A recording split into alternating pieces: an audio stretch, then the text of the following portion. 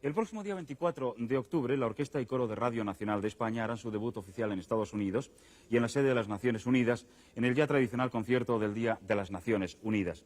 Nuestra primera agrupación musical, a la que se va a unir un grupo de solistas de primerísimo nivel internacional, como Montserrat Caballé, José Carreras, Alicia Larrocha, etcétera, interpretará un programa de música española ante un auditorio en el que estarán presentes 158 embajadores de las naciones que forman parte de la organización internacional. Al frente de toda esta importantísima embajada musical, como máximo responsable, Jesús López Cobos, director general de música de la Ópera de Berlín y desde primero de año director titular de la Orquesta Nacional de España. Jesús López Cobos, buenas noches y bienvenido al programa.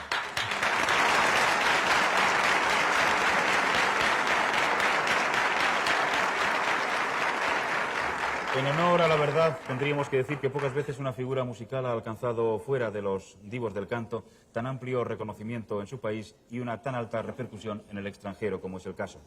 Para Tomás Marco, nunca desde los tiempos ya míticos de Ataúlfo Argenta, un director español había alcanzado tal fama en España, ni nadie, Argenta incluido, había desarrollado tan brillante carrera internacional en este terreno.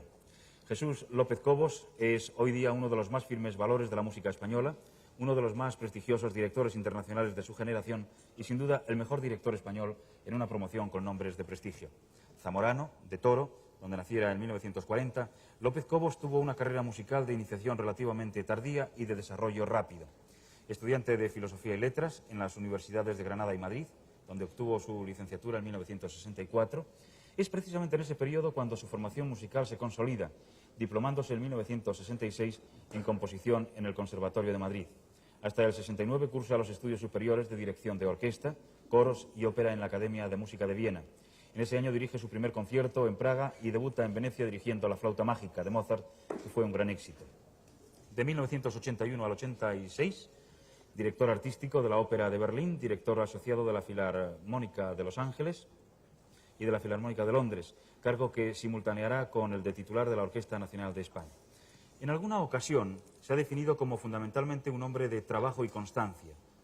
Su sensación al dirigir, sobre todo ópera, es de extrañeza, de estar al filo de uno mismo, inclinado sobre el vacío. Creo, señor López Cobos, que usted ha llegado a la música por caminos poco comunes, podríamos decirlo incluso por error o desviación, como dice usted incluso que iba para cura. Sí, yo estudiaba en Málaga, me interesaba mucho la música desde niño porque dentro de mi familia había habido amantes de la música, aunque no profesionales de ella. En esa época en Málaga pues había una vida musical como en todo el país, pobre, no había una orquesta, había una sociedad filarmónica en la que se hacía conciertos. Lo que había era un gran coro en el seminario, a mí aquello me entusiasmaba mucho, yo quería ir a estudiar precisamente a donde esos niños cantaban, y por eso yo marché allí a estudiar, estuve unos años, hasta que cumplí 16 años, entonces marché fuera y estudié el bachillerato y luego la universidad. Maestro, ¿cuáles podrían ser las tres fechas clave de su carrera? Bueno, quizá una de las fechas fundamentales dentro de mi carrera como director de orquesta, en primer lugar el día que me dediqué a dirigir coro. Yo creo que esa fue mi entrada en el mundo de la música a través del coro, y eso fue estando en la universidad, estando en Granada. La segunda, cuando al terminar en el año 66 la carrera de composición en Madrid, decidí marcharme a estudiar música a la Ópera de Viena, a la Academia de Música de Viena. Y después, quizá el momento más definitivo es en ese momento en que uno tiene que decidir, bueno, ¿qué hago? ¿Me dedico a dirigir orquesta o me vuelvo a mi país, donde tengo muy pocas posibilidades, o me quedo fuera por un tiempo a pasarlo mal quizás, pero luego a tener la posibilidad de dedicarme a lo que me gusta? Y ese momento fue quizá el año 71, cuando yo empecé a dirigir en Italia, cuando hice un par de concursos internacionales y ya me dediqué a ello. ¿Es compatible lo que nosotros entendemos por vida normal con su carrera profesional como músico, como director? Bueno, yo creo que la vida de un artista en general es una vida difícil porque tiene que prescindir de muchas cosas, tiene que sacrificar muchas cosas también, sobre todo la estabilidad. La vida de la familia es muy complicada también, sobre todo al principio, donde todavía no hay una estabilidad tampoco profesional. En el campo de la música clásica, para un español, mucho más difícil porque tiene que desarrollar su vida, o tenía que desarrollarla, por desgracia, todavía hoy en gran parte en el extranjero, y esto hace que la vida normal y profesional sean muy difíciles de unir. La pregunta anterior venía a cuento un poco porque, según tengo entendido, precisamente su vida, su trajín profesional, en cierto modo arruinó una fase de su vida personal. Sí, precisamente por ello, porque yo también cuando me casé la primera vez no había empezado todavía siquiera a producir no me había dedicado a la vida de director de orquesta en concreto y todavía no tenía tampoco un futuro muy claro y por ello es por lo que, lógicamente, cuando ese futuro luego se definió, pues mi vida particular también sufrió con ello. Señor López Cobos, en algún lugar he leído yo, creo haber leído, la afirmación de que la profesión o el oficio de director de orquesta no existe. ¿Estoy en lo cierto? Bueno, existen en cierto modo, no cabe la menor duda de que es necesario, por lo menos en el mundo de la música entre el siglo XVIII y XIX, es decir, en el siglo de las grandes formaciones orquestales, la necesidad de un director de orquesta. Pero esto fue verdaderamente una profesión que empezó muy tarde, que vino siempre desde el mundo del intérprete, es decir, al principio pues eran o compositores que dirigían sus obras, o bien intérpretes, grandes intérpretes que empezaron a interpretarlas, pero luego el mundo se fue especializando de tal manera, sobre todo el mundo del gran repertorio romántico, que apareció la figura del director de orquesta. Como profesión, hoy día es una profesión, porque como digo, se ha especializado mucho todos esos campos, pero verdaderamente es una profesión muy joven, quizá la más joven dentro del campo de la música. Maestro, tal vez le parezca un poco ingenua la pregunta, pero ¿cuál es la función exacta de un director de orquesta? Es mucho más compleja de lo que parece. De hecho, cuando uno escucha una orquesta, la misma orquesta dirigida por 2 o 3 directores diferentes y ve lo diferente que resulta un concierto de otro, entonces se da uno cuenta que por lógica es quizá el director el que influye en ese resultado. Lo que pasa es que es muy difícil de verlo a simple vista.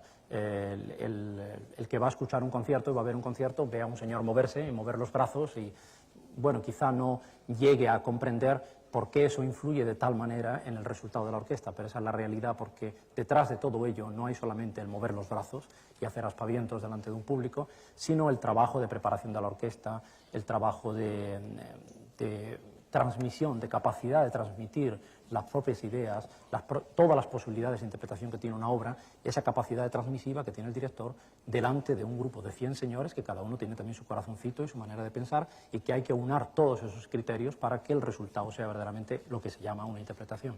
Señor López Cobos, ¿dónde estamos? España, me refiero. ¿Dónde está España en lo musical? Muy bien, pues claramente en el tercer mundo, en el tercer mundista, en el sentido peyorativo de la palabra. En España carecemos de una infraestructura musical, por desgracia, muy pocas orquestas, casi ningún teatro, muy pocos auditorios de música. Esto hace que, lógicamente, todo esto es una cadena, que, lógicamente, al no haber orquestas, pues tampoco hay la necesidad de que haya auditorios. Si no hay auditorios, ¿dónde se van a producir las orquestas? Si no hay orquestas suficientes, ¿dónde va a haber músicos para que estudien para ellas? Es toda una cadena que va unida, que viene de muy atrás, que viene de falta de tradición musical en ese aspecto, en el aspecto de las orquestas. Y, sin embargo, no falta tradición musical en cuanto a intérpretes. Hemos tenido siempre grandes intérpretes.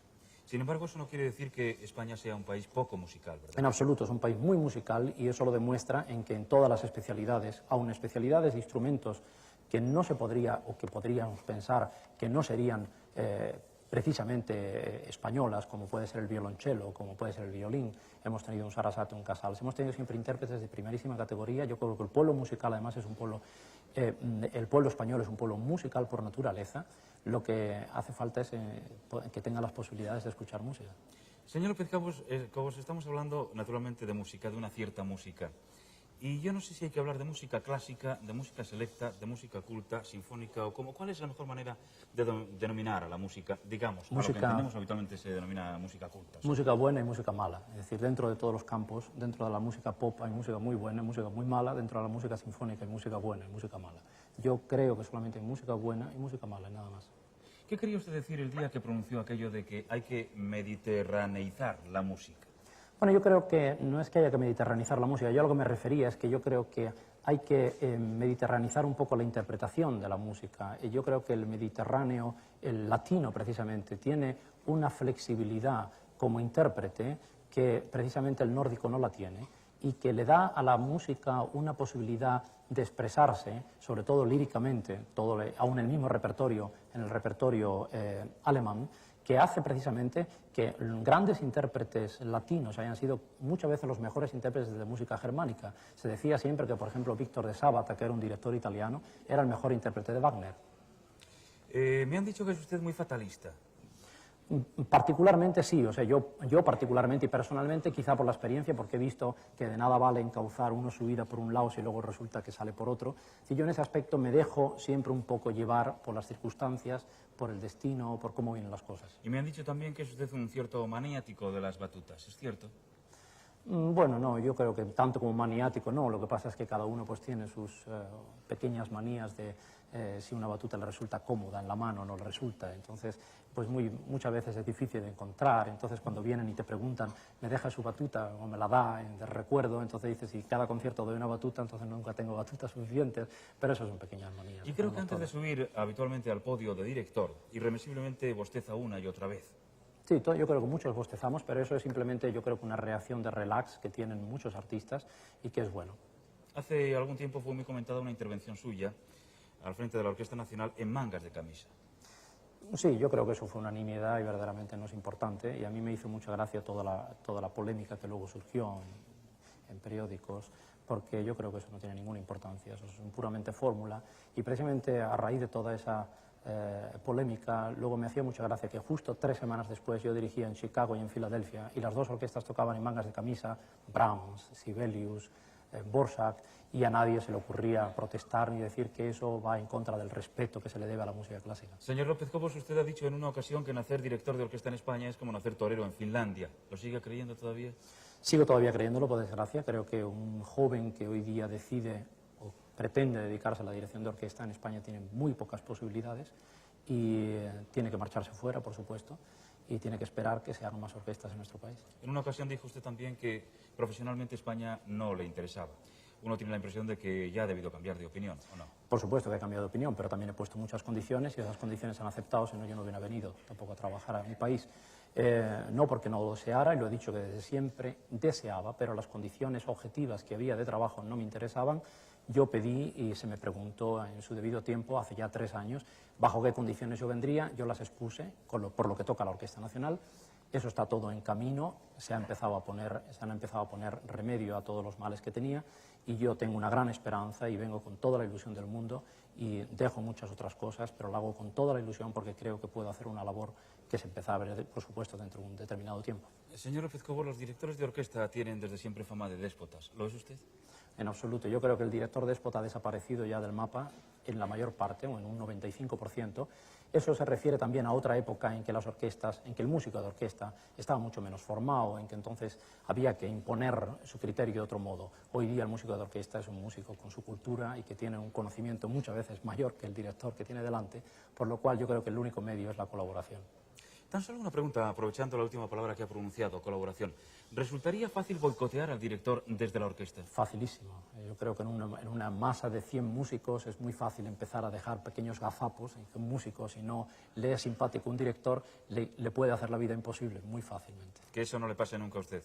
Espero. Es un lujo para España tener un director como usted, no solo aquí, sino también paseándose por el mundo. Muchas gracias. Gracias.